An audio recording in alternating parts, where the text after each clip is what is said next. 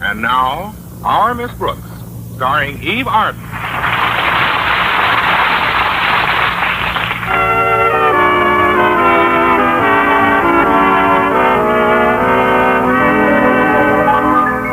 Well, with the Christmas holidays so close at hand, our Miss Brooks, who teaches English at Madison High School, is faced with a few problems common to many of us. First, she still has all her Christmas shopping to do, and second, she has very little time to do it in. And third, she has no money to do it with. At least I have very little money. $20 to be exact. And considering the people I usually give presents to, I knew that wouldn't go very far. After thinking it over for a while, however, I arrived at the only possible solution to my dilemma, which I conveyed to my landlady at breakfast last Wednesday morning. Then you're going to spend the entire $20 on a gift for Mr. Boynton, Connie? Yes, it's the only thing I can do, Mrs. Davis. I think I should be able to get him a nice gift for $20. It's better than giving a number of my friends a lot of trash. Don't you agree? I suppose so, dear. I know I certainly didn't expect anything from you. Well, I'm glad, because... After all, what difference does it make that I cook your meals all year round? That I make up your room every day? That I never badger you for the rent when you get 6 weeks behind? Or that I'm constantly helping you with your problems as if you were my own daughter? I do it out of the goodness of my heart. And I certainly don't expect anything in return. If I crawled under the rug, I wouldn't even make a bump. But, Mrs. Davis, we agreed we wouldn't exchange presents this year. Of course we did, Connie. So you stick to our agreement. After all, what difference does it make if I happen to forget and ordered you a beautiful gift? You ordered me a gift? Oh, dear, it slipped out. Well, slip it back in. Perhaps it wasn't as much of a sacrifice for you as... What difference does it make that I far exceeded my budget to get it for you? So I'll just eat a little less for the next 6 months. Just because the spirit of the season has swept me away doesn't mean it has to sweep you, too. Sweep me? It might easily clean me out. Well, I suppose I actually should give you a gift, too, since we're so close. Now, dear, you'll do no such thing. Don't give it another thought. Well, all right, but... I've been getting along perfectly well, squeezing oranges by hand for another year. Just because I can hardly straighten out my poor fingers when I'm through is no concern of yours. Then you want a finger straightener. An orange juice squeezer. Why, Connie, how did you know?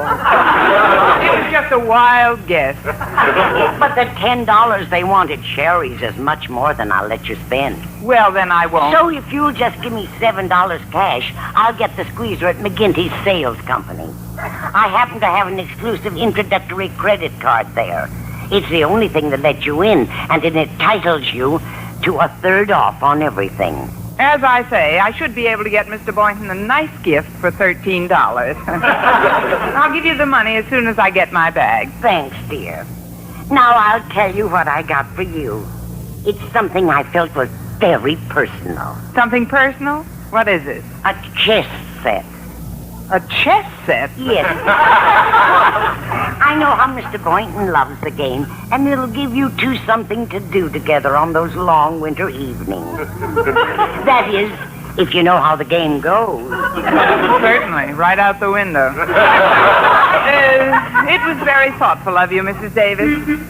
Oh, there's Walter to drive me to school. Be right out, Walter. I'd better be going, Mrs. Davis. All right, dear. Well, I intend to do the rest of my shopping this morning, so I'll drop off your present at school. Maybe you and Mr. Boynton can use it in the cafeteria at lunch. We might at that. Those chessmen ought to taste a lot more tender than the rest of the food.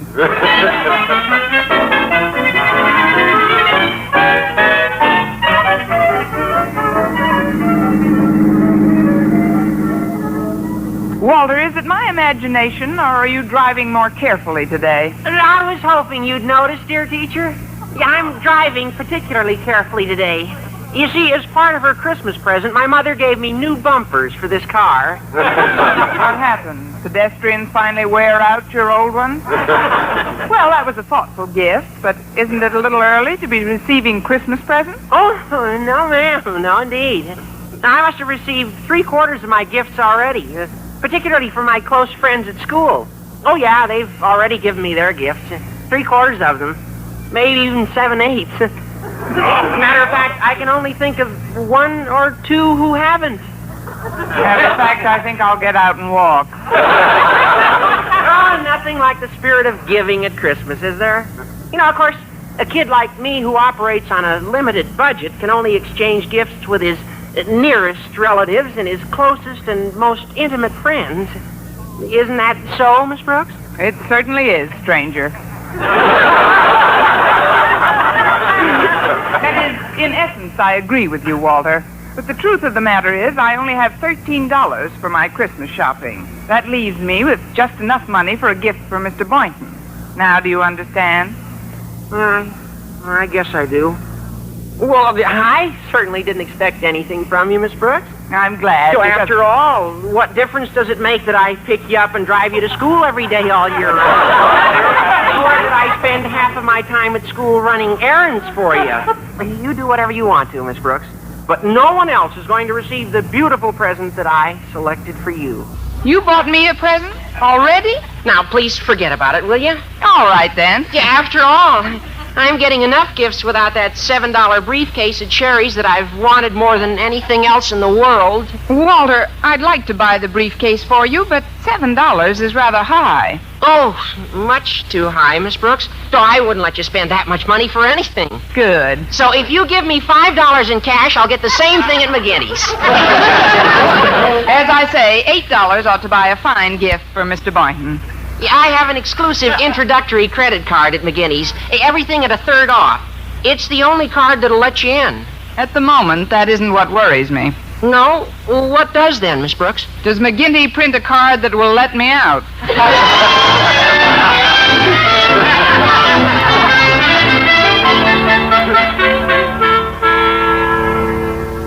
Walter, there's no reason to sneak past Mr. Conklin's office, even if we are 5 minutes late. But, Miss Brooks, you know how Mr. Conklin feels about such things. What would you say if he suddenly did step out of his office now? Good morning, Miss Brooks. Does that answer your question, Walter? Mr. Conklin, I realize we're a little late, sir, but if you'll only... Tut, my dear. Don't give it a second thought. I'm delighted to give my students and faculty a little latitude this time of year. It's the Christmas season, and I'm filled with the spirit of peace on earth and goodwill to all men. Well, it's nice of you to extend it to females and young boys. Not at all, Miss Brooks. Now, will you come into my office, please? I have something to ask you. But, sir, I'm 5 minutes late And now. you'll be 5 minutes later. Into my office. Yes, sir. See you later, Walter.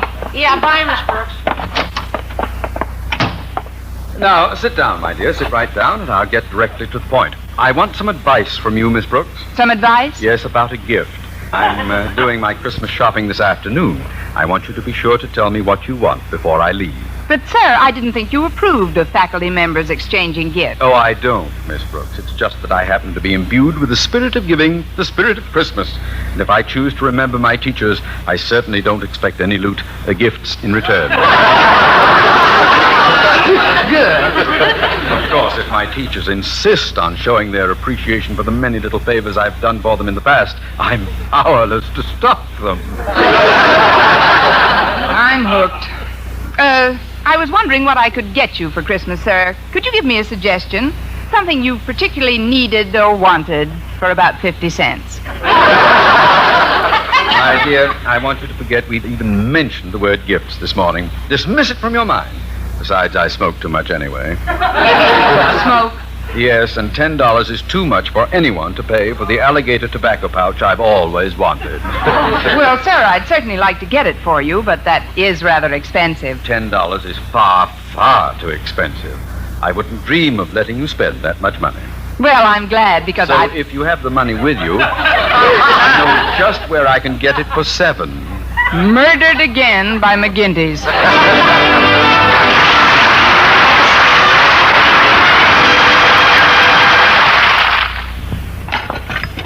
Here we are, Miss Brooks. My dessert and coffee. And I brought you a piece of pineapple pie a la mode. Why, Mr. Boynton, what a thoughtful Christmas present. Christmas present? Well, it's exactly what I've always wanted. You shouldn't have gone to all that extra expense. What extra expense? The pineapple pie would have been enough. You should have kept the a la mode for my birthday. Pineapple pie a la mode. As I always say, Mr. Boynton, let the other women get their mink coats and pearl necklaces. Just give me a gift that touches you right in the heart. Oh, I get it now. You're joking. I was afraid you'd see it that way. But, Mr. Boynton, this actually would be enough. After all, it's the spirit of giving that counts rather than the gift itself. Not entirely, Miss Brooks. True, the spirit must be there, but the gift is important, too. I've ordered you a beautiful gift. I know how you are about giving gifts of equal value, and I wouldn't want to disappoint you. You picked a fine time to start. That is, it's very thoughtful of you, Mr. Boynton. Very thoughtful. Particularly since I joined the Christmas Club a year ago and put away $1 a week just for your gift. $52? For my present? $52.75. They pay interest. But just because we've given each other gifts of equal value in the past, I don't want that to influence you this Christmas. $52? Uh-huh. And that, combined with the $30 I borrowed from Mrs. Davis, ought to buy you a very nice gift. Miss Brooks, I've just been thinking. I hope you've been thinking what I think you've been thinking. Yes, Mr. Boynton? Well, after all, it really is the spirit of giving that counts rather than the gift itself. You've convinced me. Here, this package is for you, and Merry Christmas. For me? You got this for me? Must I wait for Christmas, or may I open it now? What's inside, Miss Brooks? Yes, yes, no, yes, chess. A chess set. What a wonderful present. Well, I was going to get you a few more gifts, but since you convinced me... Hi, Miss Brooks. Hi, Mr. Boynton. Oh, hello, Harriet. Mr. Boynton, Daddy wants to see you in his office right away. Something about signing a requisition for some test tubes you wanted. Oh, thank you, Harriet. And, Miss Brooks, your landlady called, and she wants you to call back when you can. Now, let's see. Is there someone I've forgotten? Better look under the table to make sure. Did Mrs. Davis say what she wanted me to call her about? No, but she said she'd keep a receiver off the hook so a line would be open when you call. There's something wrong with that, but offhand, I don't know just what. Well, I'd better get up to Mr. Conklin's office and get that requisition signed. Thanks again for the gift, Miss Brooks. It really was quite unexpected. Yes, for both of us. I mean, both of us may use it. Of course. Well, see you later, Miss Brooks. I'll walk to the phone with you, Miss Brooks. All right, Harriet. Well, how has Santa been treating you so far, dear? Oh, not too badly. Walter gave me a slave bracelet, but I don't think I'll wear it. Why not? You should see what he had engraved on it. Finder, please return this girl to Walter Denton. I think that's cute, Harriet. If a certain party gave me one of those bracelets, I think I might enjoy getting lost. Now, excuse me, dear, while I make this call. Okay. Bye, Miss Brooks.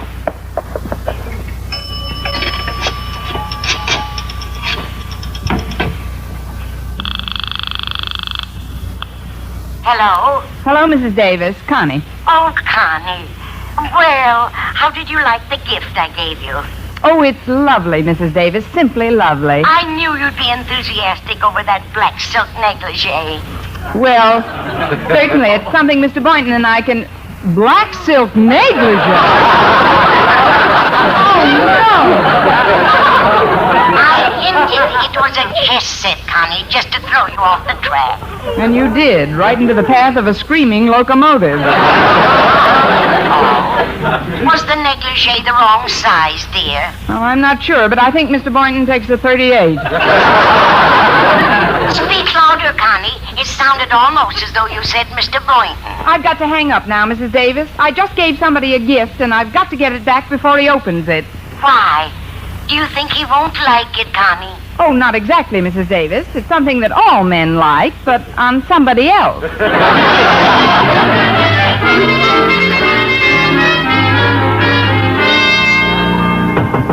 Come in.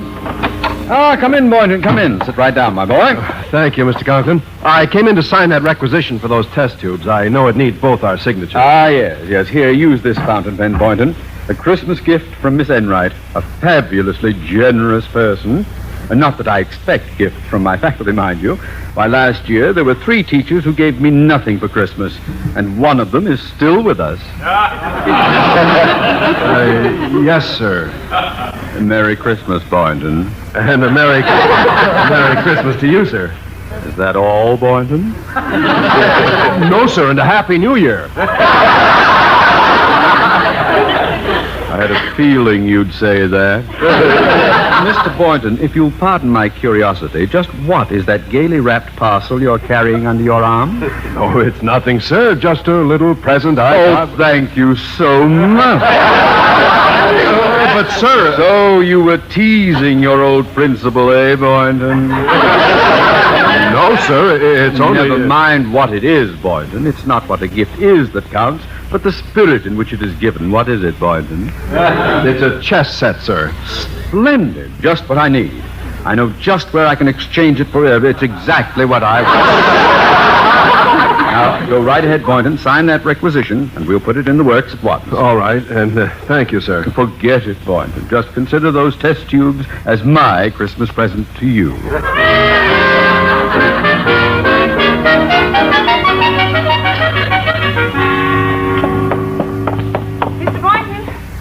Oh, Mr. Boynton, I'm glad I finally found you. I missed you right after lunch. Goodness, Miss Brooks, you're breathless. Please, this is no time for flattery. Oh, you mean I'm winded? Yeah. Well, I've been looking for you after every period since noon. I'm afraid I'll have to ask you to return that gift I gave you. There's been a slight mistake, and I have to exchange it. The gift you gave me? Well, you can't exchange it, Miss Brooks. I used it during my free period. Wasn't it a little skimpy around the hips? You opened it already? Well, I haven't exactly opened it, but, well, I like chess. It's my favorite game. Believe me, Mr. Boynton, in this thing, you couldn't make a move. Look, I really must have it back. You see, I gave you the wrong present by mistake. Oh, well, then I may as well tell you the truth. I gave it to Mr. Conklin as a Christmas present. I hadn't intended to, but before I knew it, he seemed to take possession of it. You gave him the gift I gave you? Mr. Boynton, I'm shocked. How could you bring yourself to give away a gift someone else had given you? If you knew the time and thought and effort I put in to select a gift that would suit your personality... What am I saying? Really, Miss Brooks, it all happened so quickly, I had no alternative, but... Please, Mr. Boynton, no excuses. I still think you were quite negligent. Negligent. Well, I've got to get it back at once, so here goes. Well, good luck, Miss Brooks. Come in. Why, Miss Brooks, come in, my dear. Well, have you decided what little gift you would like from your principal this year? Well, frankly, I'm undecided, sir, between a little diamond wristwatch and a little alligator handbag. How about a little psychoanalysis? Remember, this is Osgood Conklin you're talking to, Miss Brooks, not Daddy Warbucks. Well, fortunately, Mr. Conklin, I managed to obtain one of those exclusive personal discount cards from the McGinty Sales Company. A little boy was handing them out in the street. And if you gave me the cash, I think I could get a certain watch for well under $50. $50? Miss Brooks, I am just as susceptible to the infectious generosity of the season as the next man. But I do not intend to allow that infection to kill off my entire life saving. Well, Mr. Conklin, next to the watch and the handbag, the only thing I want is a chess set. Chess set. Here, Miss Brooks, exactly what I got for you. Take it, it's yours. Merry Christmas. My, what a delightful surprise. I'm glad you like it, Miss Brooks. You just can't imagine the time and the thought I put into the selection of your gift. Truly, my dear, it was quite a struggle to get it. Well, I'm glad he didn't give it up without a fight. My, you certainly have a lovely collection of presents in here, Mr. Conklin. There's still one teacher I haven't heard from yet, Mr. Perkins in the math department. Come in and bring it with you.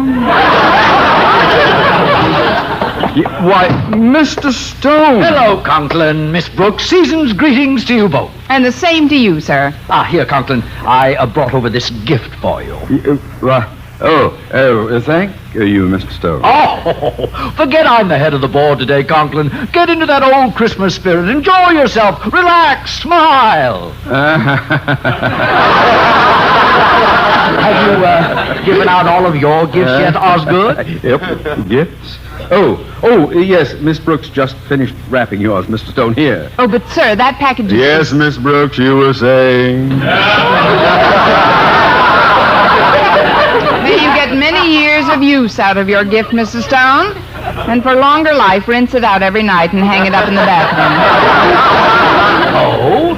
Is it a shirt, Conklin? Oh, no, sir. Handkerchief? No. Socks? No, but I'll give you a hint. 2 people can use it at the same time.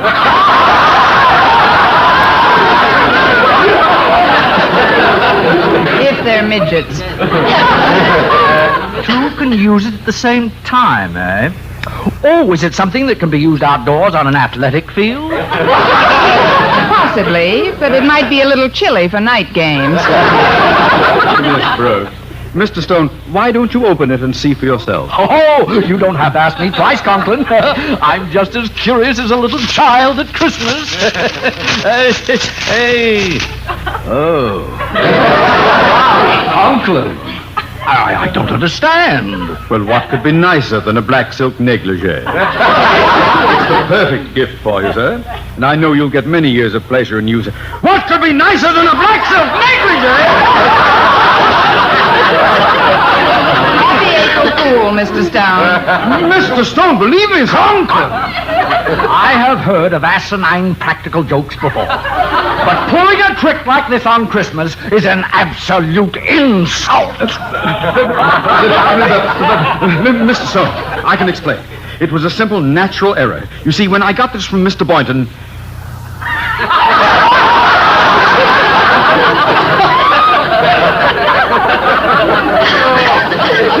Miss Brooks, why did Mr. Boynton give me a black silk negligee? I can't understand either, sir. Pale blue is much more your color. I can't understand at all. Conklin, I'm still waiting for an explanation. Come in. Mrs. Davis wanted to see Miss Brooks on an urgent matter, sir. That's right, Osgood. Oh, hello, Mr. Stone. Hello, Mrs. Davis. Oh, Connie, there's the negligee I gave you. I see you've opened it. What? Miss Brooks, you mean you gave me a gift that someone else had given you for Christmas? Well, you see... Boynton, do you mean you gave me a gift that someone else had given you? Well, sir, Conklin, do you mean you gave me a gift that 3 other people had given you? Well, That nightgown has more mileage on it than a 1928 Ford. Conklin, I don't quite understand what's going on around here, but if your idea of a joke is to hand me a cheap nightgown... That is not a cheap nightgown. It cost $22.50. $22.50... Say, it is rather pretty there. Conklin, perhaps I've been a little hasty. I think Mrs. Stone will be delighted with your thoughtful gift. Well, I'm afraid I did give you the wrong gift, Mr. Stone. I had really intended that for Mrs. Conklin. But, Mr. Conklin, I was going to give it to my mother. If you were, she'll have to come down and take it off my back. That gift was originally given to me by Mrs. Davis. That's true, Connie, but I'm afraid I'll have to take it back, dear. Take it back? But why, Mrs. Davis? My sister Angela gave it to me as a gift, and she's coming over tonight to see it on me. So if you don't mind, I'll take it home. Well, see you all again soon. Well, there goes Mother's negligee.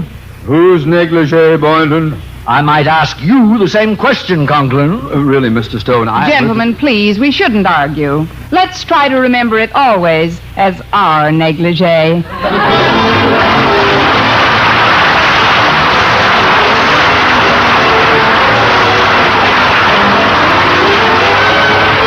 Miss Brooks, starring Eve Arden, has been a presentation of the United States Armed Forces Radio Service.